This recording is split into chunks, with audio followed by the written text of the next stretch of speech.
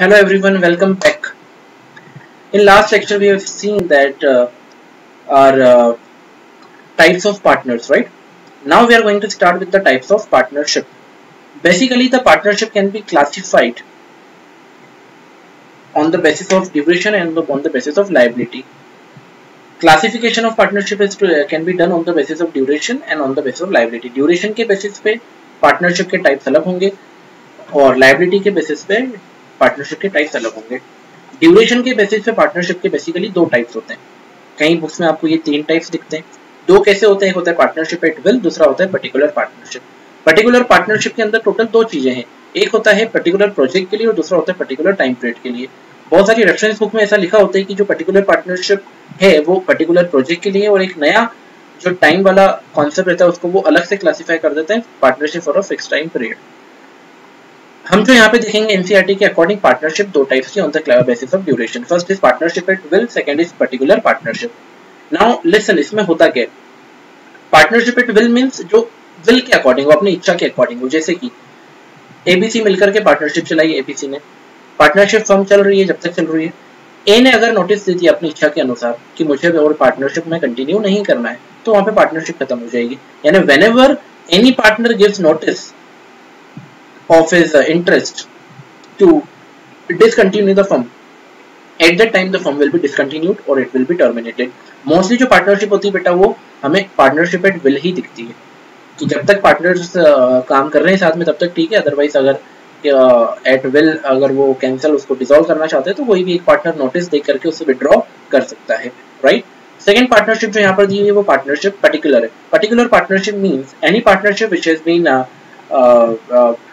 made for the purpose of achieving or accomplishing of a particular project.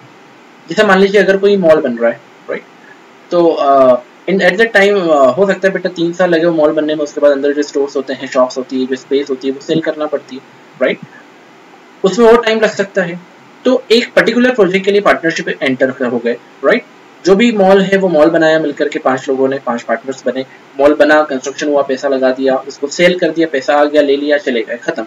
तो particular partnership means जो एक particular project के लिए exist करती है. जैसे ही प्रोजेक्ट खत्म हो जाएगा बेटा वैसे ही पार्टनरशिप खत्म हो जाएगी. इसी के अंडर में बेटा एक और चीज आपको दिखेगी जो है पर्टिकुलर टाइम ड्यूरेशन पर, राइट. जैसे कोई पार्टनरशिप में हमने ये बोला कि चलो हम पार्टनरशिप एबीसी ने मिलकर के डिसाइड करा कि we can enter into partnership for 5 years. 5 साल के लिए हम पार्टनरशिप कर लेते हैं. तो 5 साल के लिए जो पार्टनरशिप है पर्टिकुलर पार्टनरशिप भी कहलाएगी, पर पर्टिकुलर पार्टनरशिप में ये पर्टिकुलर टाइम पीरियड के लिए, पर्टिकुलर प्रोजेक्ट के लिए नहीं है. तो पर्टिकुलर टाइम पीरियड वाली पार्टनरशिप जैसे ही टाइम एक्सपायर होता है, 5 साल पूरे खत्म हो जाते हैं, वैसे ये डिसॉल्व हो जाती है, right. This was basically the partnership के types on the basis of what? Duration. Now you can see on the screen partnership का classification on the basis of liability. Liability के बेसिस पे देखो पार्टनरशिप क्लासिफाई कैसे होती है. पहली जो पार्टनरशिप है वो जनरल पार्टनरशिप है, दूसरी जो पार्टनरशिप है वो लिमिटेड पार्टनरशिप. दोनों में देखो डिफरेंस क्या है. जनरल पार्टनरशिप में बेसिकली बेटा जो सारे पार्टनर उनके होते हैं उनकी लायबिलिटी अनलिमिटेड होती है. मैं आपको पहले ही बता चुका हूँ उनकी लायबिलिटी अनलिमिटेड होती है, मतलब they have joint in several liability, okay, jointly and severally, right, and they have unlimited liability. All the partners are responsible for the liability. They have unlimited means their personal asset could be sold to pay off the debts, right. ये सारी चीजें हम पढ़ चुके थे. इसके बाद हमें जो यहाँ पर देखना है वो है सेकेंड जनरल पार्टनरशिप में बेटा यहाँ पर रजिस्ट्रेशन ऑप्शन होता है. आप चाहो तो रजिस्ट्रेशन कराओ, अगर आपका मन नहीं है तो रजिस्ट्रेशन मत कराओ. हाँ, यहाँ पे म्यूचुअल एजेंसी का भी प्रिंसिपल है कि अगर कोई पार्टनर जाकर के बाहर कोई कॉन्ट्रैक्ट कर लेता है वो बाकी सारे पार्टनर्स को भी बाइंड कर देगा. इसमें एक और बात ये कि existence of the firm is affected by the death. Death हो जाए, ल्यूनेसी हो जाए, इंसॉल्वेंसी हो जाए किसी भी एक पार्टनर की, तो वो फर्म डिसॉल्व हो जाती है, फर्म खत्म हो जाती है. फिर नया एग्रीमेंट बनाना पड़ेगा अगर आपको फिर से उस फर्म को कंटिन्यू करना है तो देखो बेटा कितनी बातें बताई मैंने. जनरल पार्टनरशिप यानी वो पार्टनरशिप जिसमें लायबिलिटी जो होती है वो अनलिमिटेड होती है. एक पार्टनर की सारे पार्टनर की लायबिलिटी अनलिमिटेड होती है. अच्छा, इसमें क्या हर कोई मैनेजमेंट में पार्टिसिपेट कर सकता है? Yes, each and every partner can participate in the management. क्या सर यहाँ पे म्यूचुअल एजेंसी का कॉन्सेप्ट होता है? ऑफ कोर्स यहाँ पर कोई भी पार्टनर अगर बाहर जाके कॉन्ट्रैक्ट करेगा वो सारे के सारे पार्टनर्स को बाइंड कर देगा. सर रजिस्ट्रेशन का क्या ऑप्शनल होता है? यहाँ पे आपको कराना है तो कराइए, नहीं कराना है मत कराइए. हाँ, यहाँ पर अगर डेथ हो गई, ल्यूनेसी हो गई, इंसॉल्वेंसी हो गई या किसी भी तरीके की कुछ इंसैनिटी वाली कंडीशन आती है, डिसेबिलिटी हो जाती है, तो फिर वो पार्टनर की वजह से पूरी की पूरी फर्म डिसॉल्व हो जाएगी. बचे हुए पार्टनर अगर चाहेंगे तो वो क्या कर सकते हैं? वो कंटिन्यू कर सकते हैं on the basis of new agreement. अब आ जाइए आप बेटा लिमिटेड पार्टनरशिप पे. लिमिटेड पार्टनरशिप उससे बहुत अलग है. पहली बात तो लिमिटेड पार्टनरशिप में पार्टनर्स की लायबिलिटी लिमिटेड होगी एक्सेप्ट वन पार्टनर. एक पार्टनर को छोड़ के बाकी सारे पार्टनर की लायबिलिटी जो होगी वो लिमिटेड होगी. Means one partner has unlimited liability, rest of the partners has limited liability. Now here if the person who is having limited liability, यानी पार्टनर जिसकी लिमिटेड लायबिलिटी, अगर उसकी डेथ, इंसॉल्वेंसी, कुछ भी ऐसी कंडीशन होती है तो उससे पार्टनरशिप के एग्जिस्टेंस पे कोई फर्क नहीं पड़ेगा. पार्टनरशिप चलते रहेगी, उससे कोई फर्क नहीं पड़ेगा.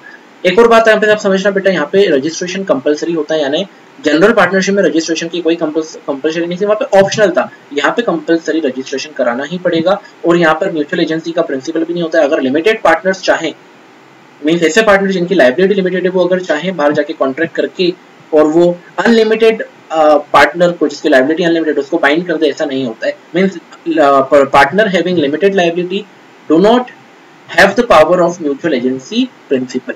वो अपने एक्ट से किसको बाइंड नहीं कर सकते, फर्म को बाइंड नहीं कर सकते, है ना. प्लीज देखिए यहाँ पर एक बार, In this kind of partnership, liability of at least one partner is unlimited. कम से कम एक पार्टनर ऐसा होगा जिसकी लायबिलिटी अनलिमिटेड होगी. सर उससे ज्यादा हो सकते हैं क्या? ज्यादा भी हो सकते हैं. बाकी सबकी लायबिलिटी लिमिटेड होगी. ये टर्मिनेट नहीं होगी डेथ, यूनिसी, इंसॉल्वेंसी ऑफ लिमिटेड पार्टनर के. लिमिटेड पार्टनर की अगर डेथ होती है तो ये टर्मिनेट नहीं होगी. अच्छा, अनलिमिटेड पार्टनर की डेथ होती है तो फिर ये टर्मिनेट हो जाएगी. Partner do not enjoy, limited partner do not enjoy the right of management and their act do not bind the firm. यानी यहाँ पर लिमिटेड पार्टनर्स के पास पावर नहीं होता है म्यूचुअल एजेंसी का, वो जाकर के अपने एक्ट से अनलिमिटेड पार्टनर्स को बाइंड नहीं कर सकते, राइट. अनलिमिटेड पार्टनर जाएगा कॉन्ट्रैक्ट करेगा तो वो लिमिटेड पार्टनर को बाइंड कर सकते हैं, पर लिमिटेड जाकर के अनलिमिटेड को बाइंड नहीं कर सकते. और लास्ट पॉइंट जो है वो यहाँ पे रजिस्ट्रेशन जो होता है वो कंपलसरी होता है. सो आई होप बेटा कि यहाँ पर बहुत अच्छे से आपको सारी चीजें समझ आई है ना. तो अब हम मिलते हैं नेक्स्ट लेक्चर में. टिल दैट टाइम अपना बहुत अच्छे से ध्यान रखिए. लाइक शेयर सब्सक्राइब हर बार मैं बोल रहा हूँ, प्लीज जरूर करिए और इसको जितना हो सके आप शेयर करिए. ओके, चलिए, थैंक यू सो मच.